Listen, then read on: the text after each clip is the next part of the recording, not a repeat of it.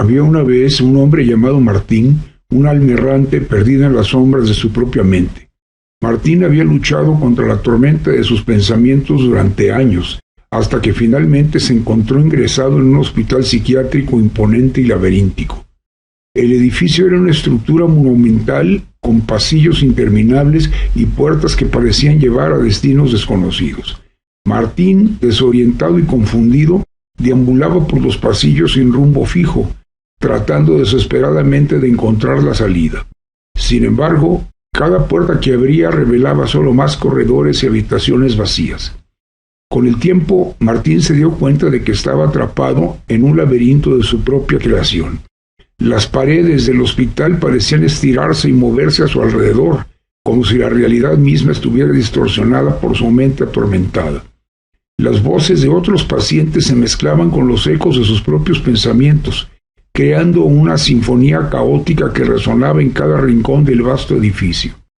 Martín, cansado de buscar una salida que nunca parecía materializarse, comenzó a resignarse a su destino.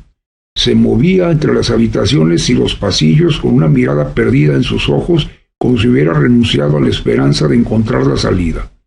Las enfermeras y los médicos intentaban ayudarlo, pero él se deslizaba entre sus dedos como la niebla. A medida que el tiempo pasaba, Martín se fusionó con las paredes del hospital de una manera extraña y perturbadora. Su piel se volvió pálida, sus ojos opacos reflejaban la tristeza infinita y su figura se desvaneció gradualmente en las sombras de los pasillos. Se convirtió en parte del edificio, una presencia invisible atrapada para siempre en la estructura misma de su propia locura.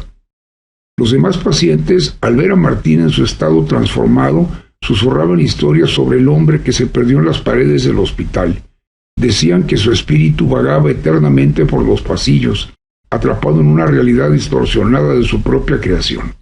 Algunos decían que podían escuchar sus lamentos en las noches silenciosas, mientras otros juraban ver sombras moviéndose entre las paredes.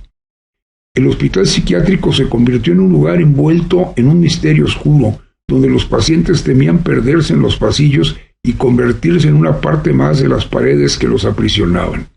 Martín, en su eterna resignación, se convirtió en un mito viviente, un recordatorio sombrío de las profundidades a las que la mente humana podía descender cuando se perdía en su propia oscuridad.